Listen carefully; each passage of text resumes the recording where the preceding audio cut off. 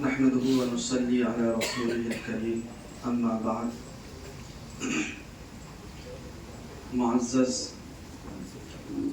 اساتذہ کرام، ہمارے روح رواں حضرت مفتی عبدالسلام صاحب ثاقبی دامت برکاتہم اور دیگر دانشوران،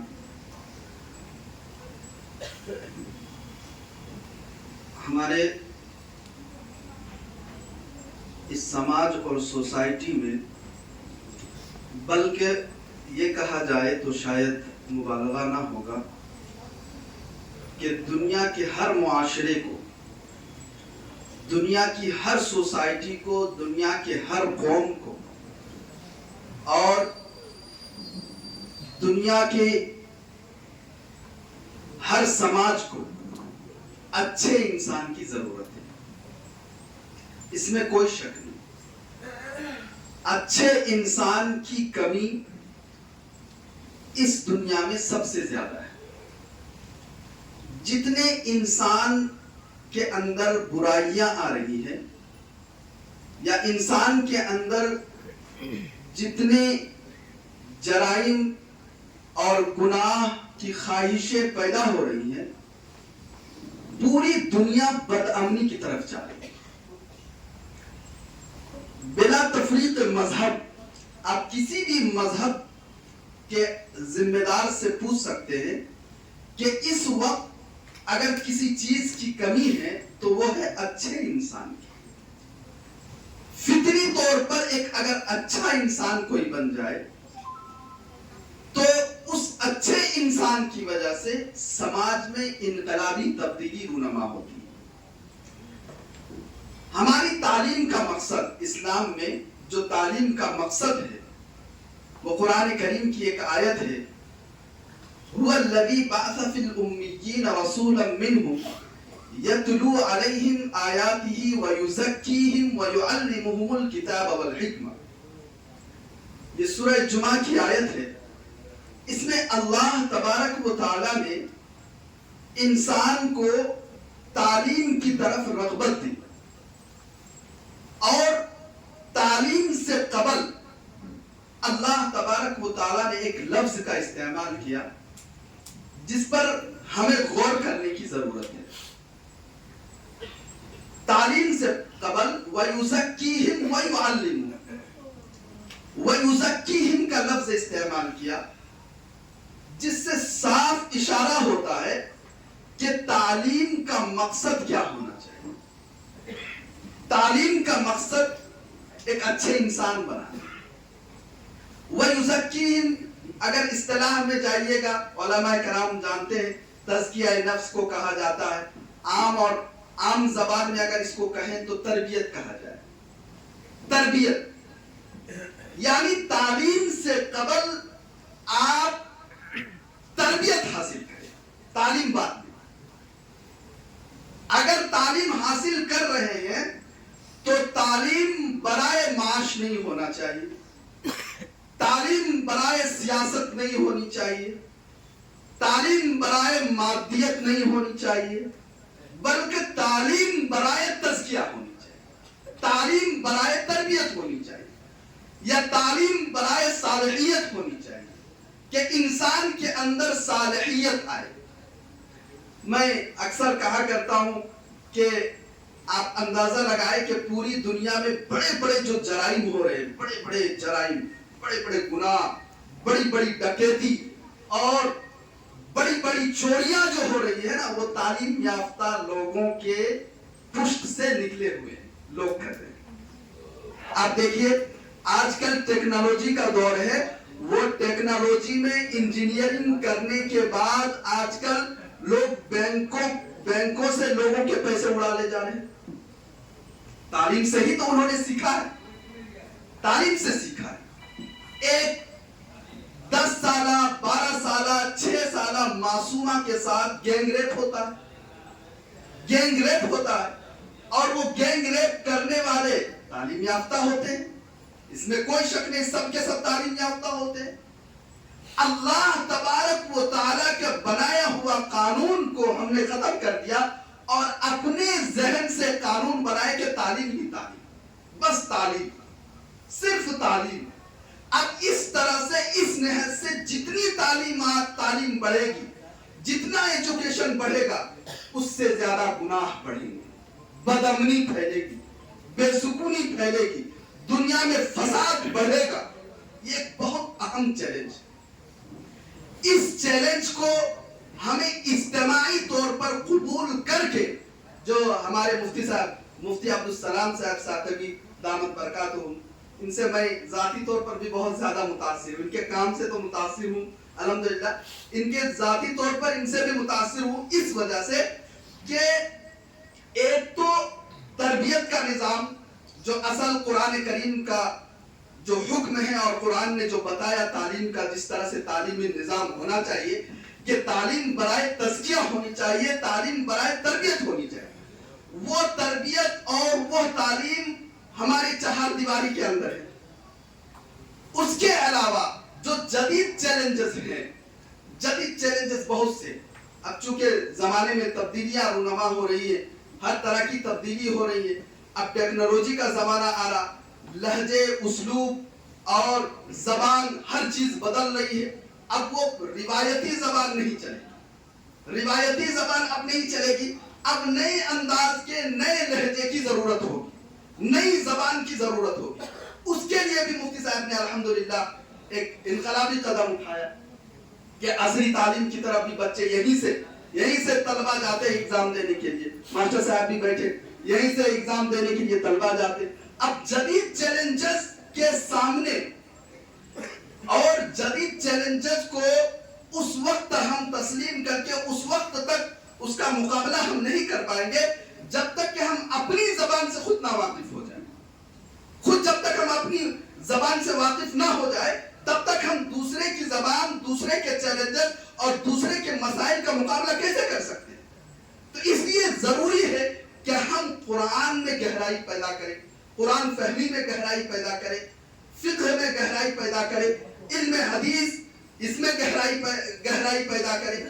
اس کے علاوہ جب ہم اپنے مذہب اور اپنے دین کو اور اپنے دین اور قرآن کی معرفت کو اپنے سینے میں ہمارے بچے جب اتار لیں گے, اس کے بعد جب غیروں کے مسائل اور غیروں کے چیلنجز کے سامنے جائیں گے تو بالکل کانفیڈنٹ کے ساتھ جائیں گے اور اس طرح سے جائیں گے کہ اب انہیں کسی طرح کی کمی کا احساس نہیں ہوگا, کسی طرح کی جو ہے احساس کمتری کے وہ شکار نہیں ہوں گے اور وہ آگے بڑھیں گے. ہم اگر یہ سوچ رہے ہیں کہ ہمارے بچے صرف حافظ ہو جائیں, ہمارے بچے صرف قرآن عالم ہو جائیں, یہی کافی ہے, نہیں, یہ ہمارے آسمان اور بہت آسمان ہے. ہماری پرواز بہت اونچی ہونی چاہیے. زمانے کے لہجے بدل رہے ہیں, زمانے کی ہر چیز بدل رہی ہے.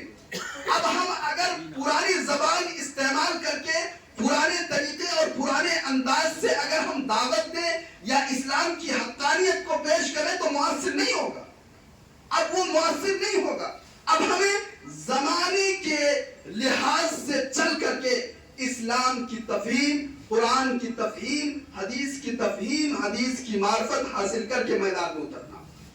آپ کے بچے اگر حافظ بن رہے ہیں, آپ کے بچے اگر عالم بن رہے ہیں تو عالم بنانے کے بعد ان کے لیے ایک ایسا میدان مخصوص کرے جس میدان میں وہ خصوصیت کے ساتھ آگے بڑھے, خصوصیت کے ساتھ آگے بڑھے. مثلا آج کل بہت سے ایسے معاشی چیلنجز ہیں, ٹیکنالوجیز وغیرہ کے چیلنجز ہیں. ایک دو میں چیلنج جو بہت ضروری چیلنج ہے وہ یہ کہ اس وقت الحاد اور دہریت کا چیلنج سر اٹھا رہا ہے. الحاد, لوگ ملحد ہو رہے ہیں, لوگ ملحد ہو رہے ہیں. الحاد جدید ٹیکنالوجی کے ذریعے سے ہی آیا ہو لیکن الحاد آ گیا, ہمارے گھروں تک دستک دے چکا ہے. ہمارے سروں پر ٹوپیاں ہیں, ہم الحمدللہ اسلامی شعائر کے ساتھ جی رہے ہیں, مگر اندرونی طور پر, باطنی طور پر الحاد ہمارے اندر پہنچ چکا ہے. اس کی فکر ہونی چاہیے. الحاد کے مقابلے اور الحاد کے سامنے कैसे हम पीढ़ी तैयार करें जो इल्हाद के मुकाबले में आगे बढ़े, उसके चैलेंजेस को कबूल करते हुए उसको दंदाने शिकन जवाब देने की तैयारी। इल्हाद ये कोई फितना नहीं है, इल्हाद एक मजहब बनता जा रहा है और ये जमहूरियत से आई है, सेकुलरिज्म से। इल्हाद जो है सेकुलरिज्म से आता है, जमहूरियत से। आजकल तो एक बात चलती है, सबसे बड़ा मजहब इंसानियत का है। इंसानियत कोई मजहब होता है? ये एक बात चल पड़ती है कि सबसे बड़ा मजहब इंसानियत का। ये जमहूरी निजाम जो हमारे जहन में आता है, ये जमहूरी सोच जो आती है, यहीं से इल्हाद की शुरुआत हो जाती है, यहीं से इल्हाद की शुरुआत होती है, यहीं से इब्तिदा होती है इल्हाद की। और ये जमहूरी सोच, ये सेकुलर थॉट्स हमें आगे चल करके हमारी नस्लों को बर्बाद कर, हमसे कबल हमारी नस्लों, हमारे आबा व अजदाद में इस तरह की सोच रखने वाले होंगे जो वो ये कहते कि इंसानियत ही सबसे बड़ा मजहब है। इंसानियत सिखाने वाला मजहब ही सिर्फ इस्लाम है और कोई मजहब नहीं है। ये सोच होनी चाहिए। इंसानियत कोई मजहब नहीं होता, इंसानियत को सिखाने वाला, इंसानियत का सबक देने वाला और फितरी धर्म, फितरत के मुआफिक मजहब और रिलीजन सिर्फ इस्लाम और कोई मजहब नहीं। ये फिक्र हमारी नस्लों में आनी चाहिए। और दूसरा चैलेंजेस जो मैंने कहा, दावती चैलेंजेस। अब जमाने का मिजाज बदल रहा, मजाक बदल रहा, हवाएं और फिजाएं बदल रही है, तो हमारा दावती जबान, हमारी जो है दावती जबान, वो असर हाजिर के मुआफिक होनी चाहिए। नौजवान नस्लों को मुतासिर करने वाली जबान होनी चाहिए। जैसे मिसाल के तौर पर मैं एक बात बताता हूं कि हुजूर अक़दस सल्लल्लाहु अलैहि वसल्लम के बारे में आता है, शमाइल तिर्मिज़ी की एक हदीस है कि हुजूर अक़दस सल्लल्लाहु अलैहि वसल्लम का जो पेट मुबारक था, पेट हुजूर सल्लल्लाहु अलैहि वसल्लम का, शमाइल तिर्मिज़ी में आपको हुजूर की आंखों के बारे में, हुजूर की जुल्फों के बालों के बारे में, हुजूर के रुखसार के बारे में, हुजूर किस तरह चलते थे उसकी रफ्तार के बारे में आपको शमाइल तिर्मिज़ी एक किताब है, उसमें बहुत सारी अहादीस उसमें जमा की गई। उसमें एक हदीस है कि हुजूर सल्लल्लाहु अलैहि वसल्लम का जो पेट मुबारक था वो बिल्कुल नीचे दबा हुआ था और सीना मुबारक ऊपर उठा हुआ था, उभरा हुआ। ये एक सेहत की अलामत, सेहतमंद आदमी की अलामत, सेहतमंद आदमी होने की अलामत है। आप किसी भी डॉक्टर से पूछ लीजिए, किसी का अगर पेट बड़ा हुआ हो तो गैर सेहतमंद होता है, वो सेहतमंद नहीं। इस पर गैरों ने, ईसाइयों ने इतना रिसर्च किया, इतनी तहकीक की कि हुजूर का पेट क्यों नीचे और सीना मुबारक क्यों उभरा हुआ था। अब अगर नौजवानों को हम इस लहजे में बात करें कि हुजूर की सीरत इस तरह, हुजूर का जिस्म अतहर इस तरह था, हुजूर का पेट मुबारक इस तरह था, आप जो जिम करते हैं, फिटनेस के लिए ये सब करते हैं कि हुजूर सल्लल्लाहु अलैहि वसल्लम क्या करते थे, क्या करते? हुजूर कुछ ना कुछ तो फिटनेस करते थे, कुछ ना कुछ इस तरह से सेहत के लिए कुछ ना कुछ इस तरह काम करते थे। इस तरह की जबान अगर इस्तेमाल हदीस की मुताबिकत और कुरान की मुताबिकत से अगर लोगों को दावत देंगे, खास करके नौजवानों को, तो वो नौजवान जल्दी मुतासिर होंगे। इस तरह की हमें नस्लें तैयार करनी है इंशाअल्लाह। मुफ्ती साहब के साथ देंगे और इस तरह की नस्लें तैयार करने की अल्हम्दुलिल्लाह इब्तिदा हो चुकी है कि वो हर चैलेंजेस के मुकाबला कर सके, हर चैलेंजेस का इंशाअल्लाह ताला। अल्लाह तबारक व तआला हमें इन बातों पर अमल की तौफीक दे। वाहिद।